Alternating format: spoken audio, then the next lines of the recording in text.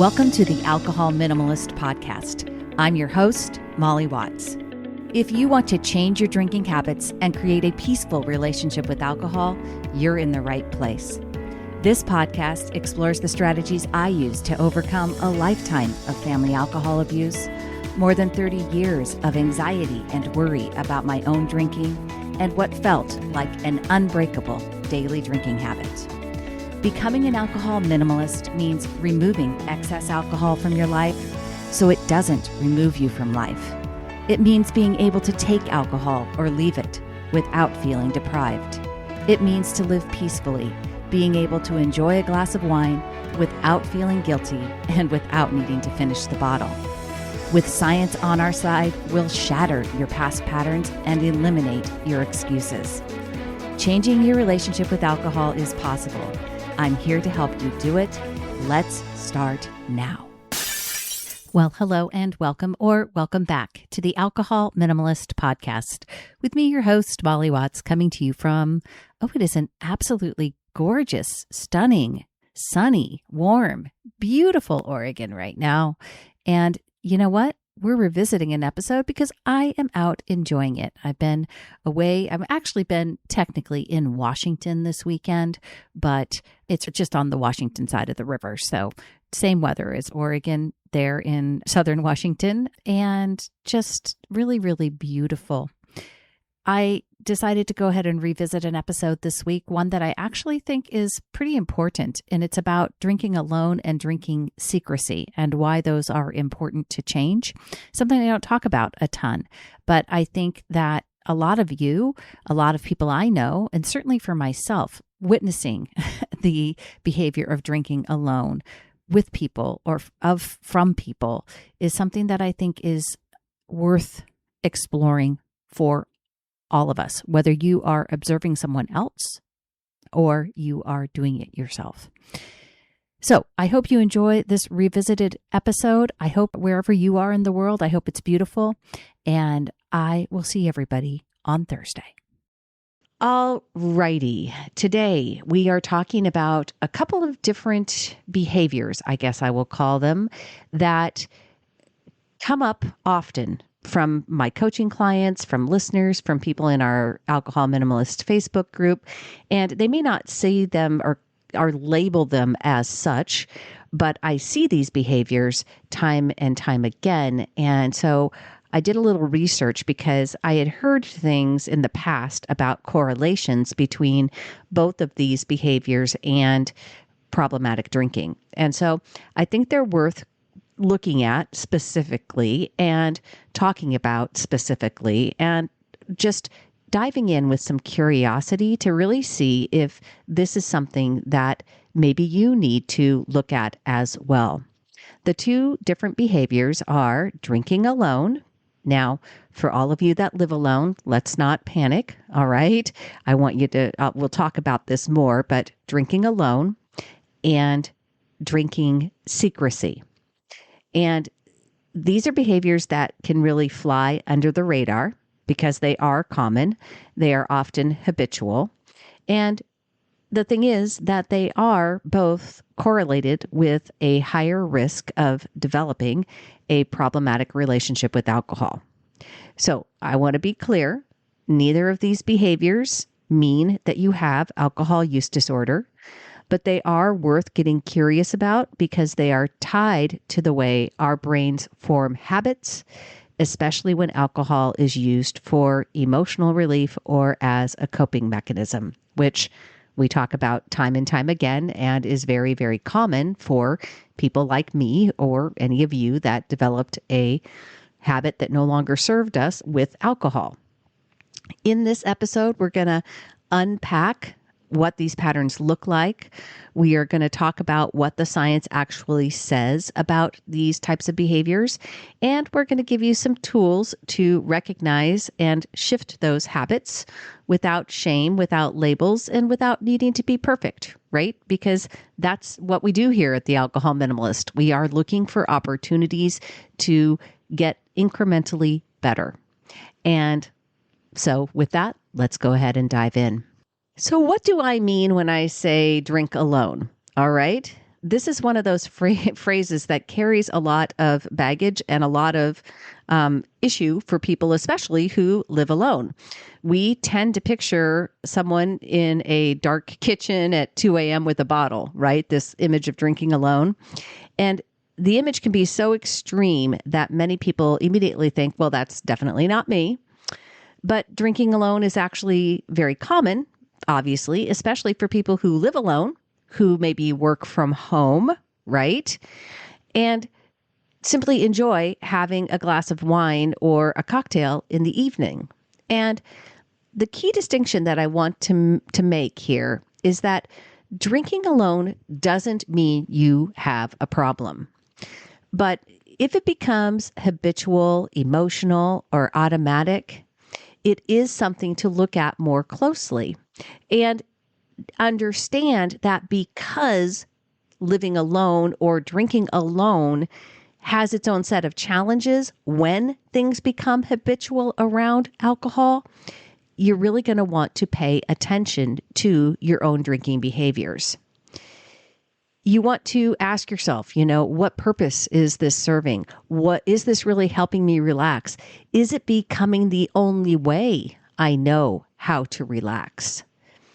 These questions really open the door to self-awareness and really paying attention to what the habit looks like when we are drinking alone.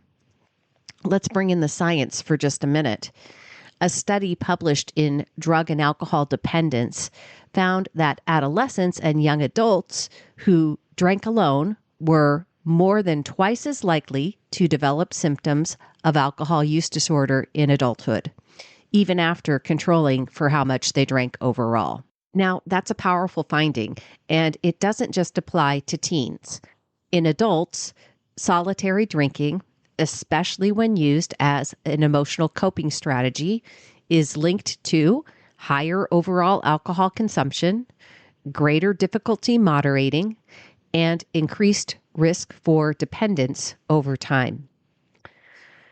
When we drink alone to manage our feelings, we are really, whether it's drinking alone or anytime we drink to manage emotions, but specifically drinking alone, we are reinforcing that habit loop. We are reinforcing the feel discomfort, feel boredom, feel alone, drink, temporarily feel better. And that association builds over time, especially in solitude where there are no social checks or feedback loops. Awareness, of course, is the antidote. And so that's one of the reasons I wanted to talk about this today. We have to understand that drinking alone presents challenges that may or may not exist if you are drinking, around other people.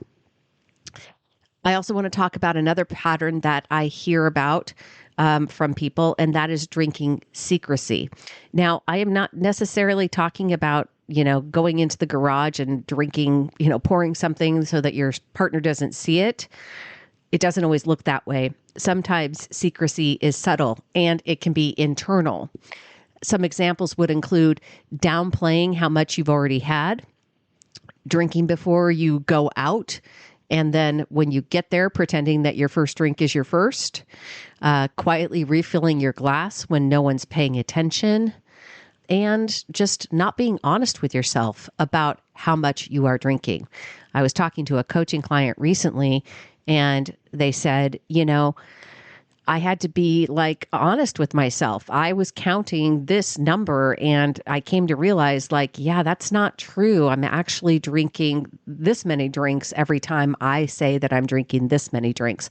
Always kind of wanting to shave one off or minimize or downplay how much you're actually drinking is kind of what we're talking about. It's a warning sign.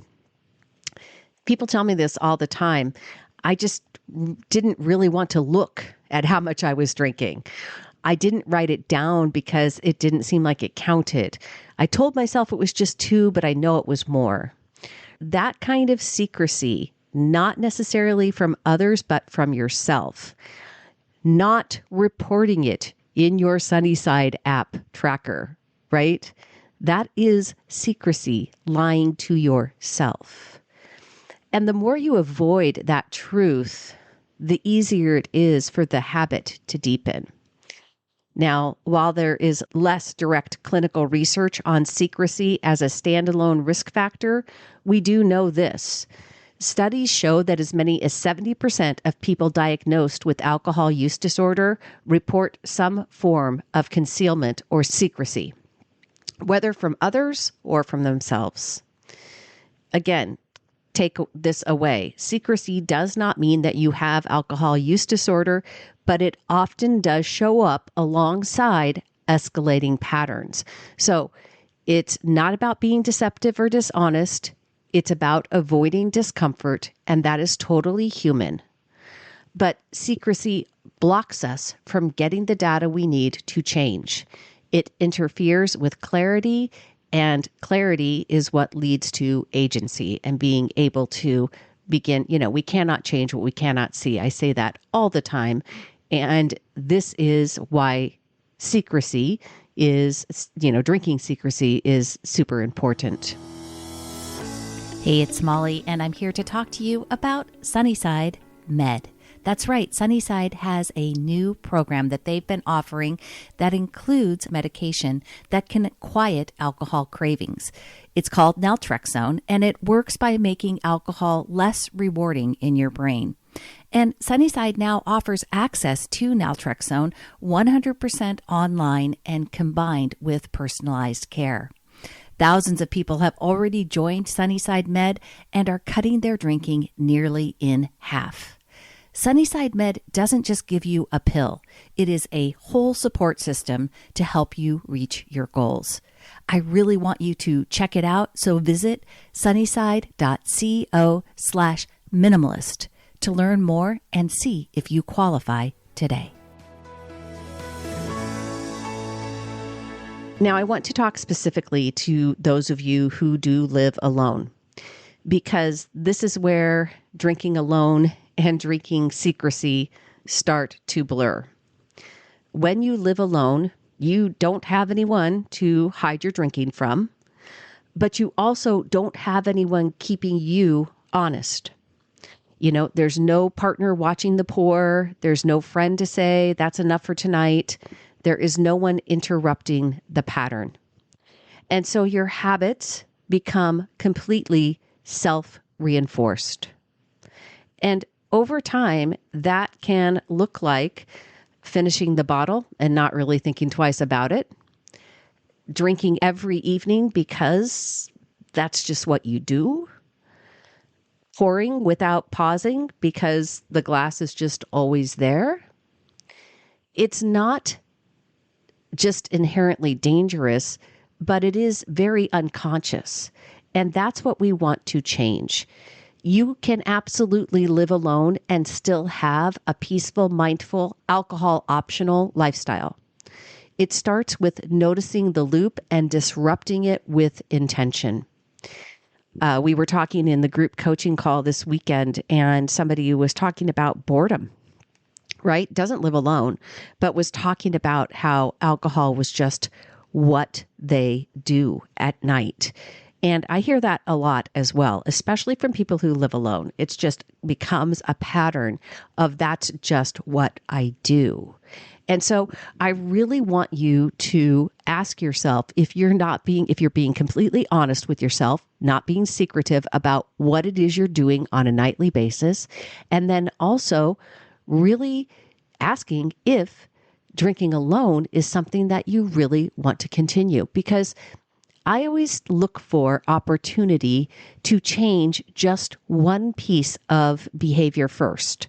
So if you simply eliminated drinking alone as part of the way that you were going to change your relationship with alcohol, for those of you that do drink alone, and if you just said, I'm just going to include alcohol when I go out with other people, when I'm out for a celebration, when I'm out for a dinner, and at home, I am not going to choose to drink on a nightly basis, even if it's cutting back, just, adding in alcohol-free days and deciding okay, no more than one night per week at home alone will I include alcohol.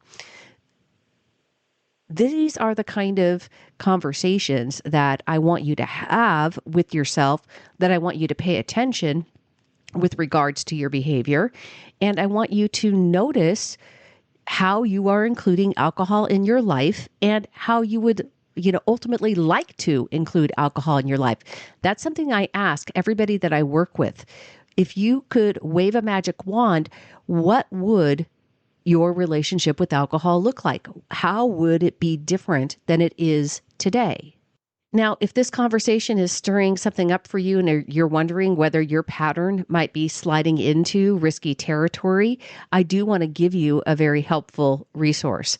Over at the National Institute on Alcohol Abuse and Alcoholism, the NIAAA, there is a free confidential self-assessment tool based on the DSM-5 criteria for alcohol use disorder.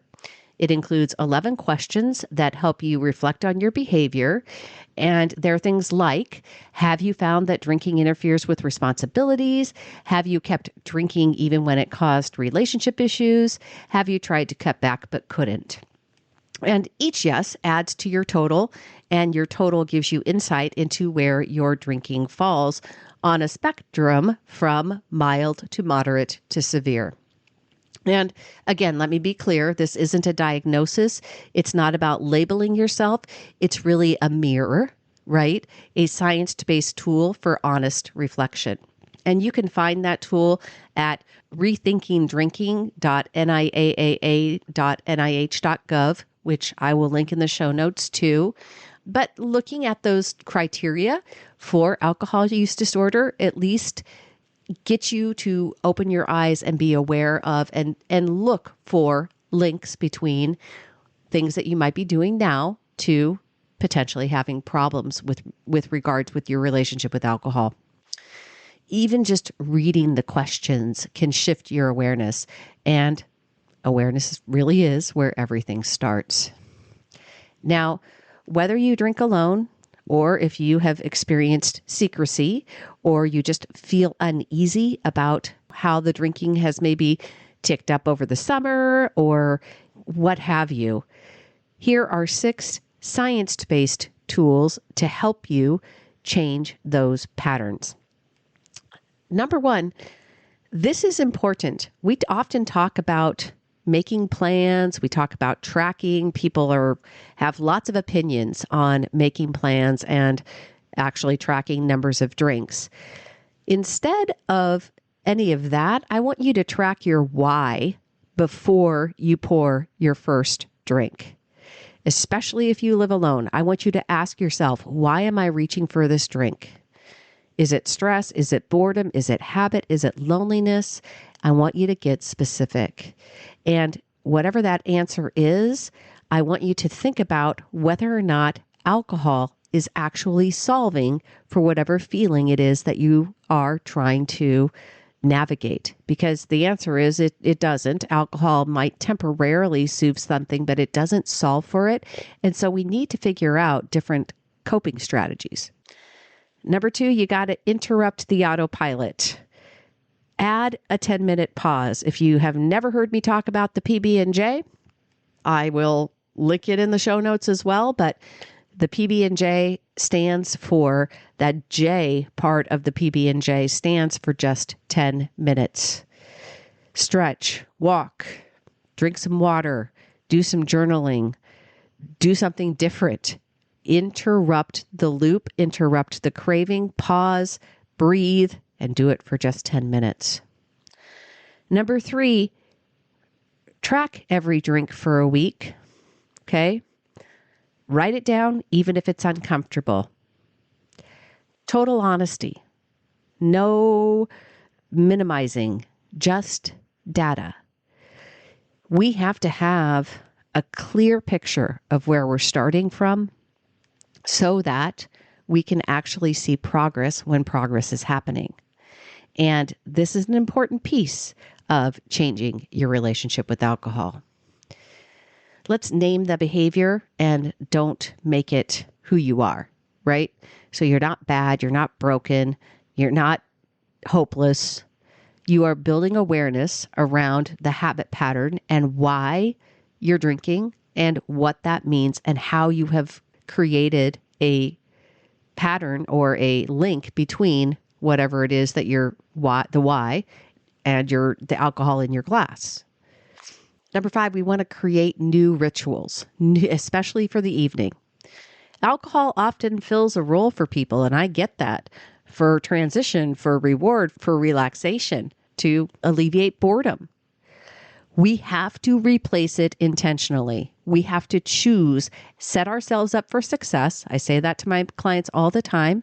We have to look ahead. We have to plan for what's going to happen when 5 o'clock rolls around or 6 o'clock rolls around, and we are used to pouring ourselves a glass of wine. We got to figure out something different. And it's going to feel uncomfortable at first. That is okay. That's not a problem. Don't make it one. If it feels like you're white knuckling in the beginning, that's all right.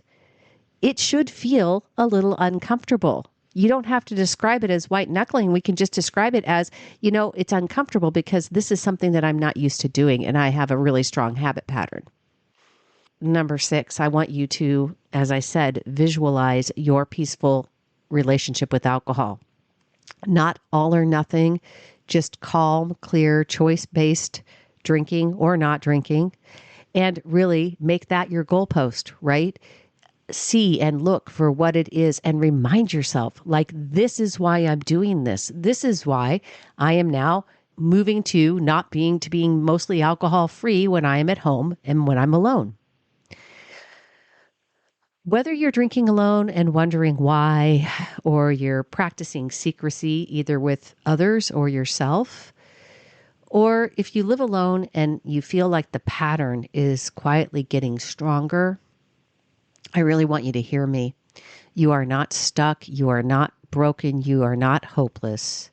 You're a human with a brain that has learned a loop, and you have the power to unlearn it step by step.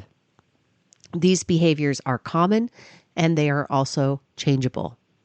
You got to start with self-awareness. Use the tools.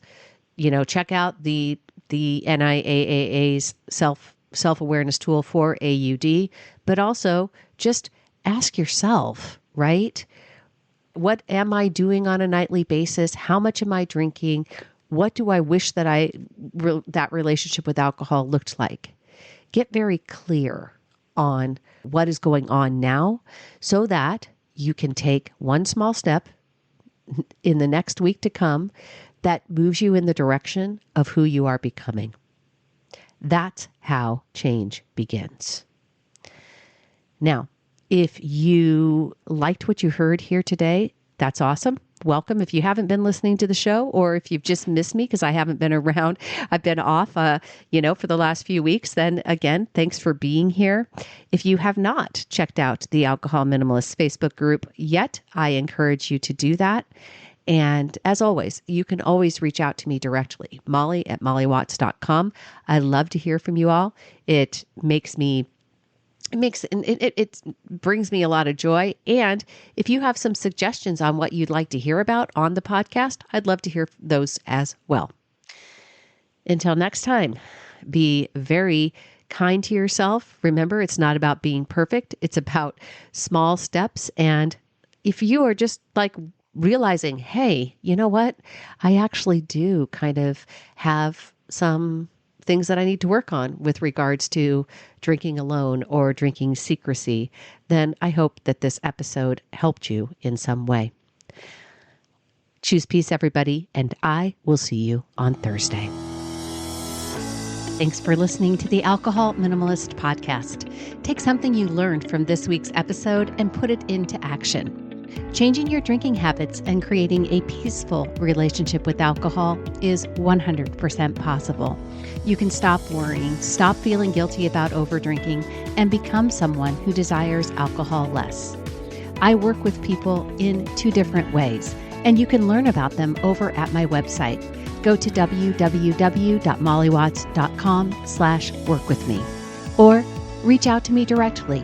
Shoot me an email, molly@mollywatts.com.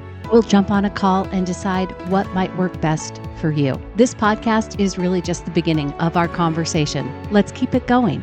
If there's one thing I know, it's that change is way easier when you stop trying to do it alone.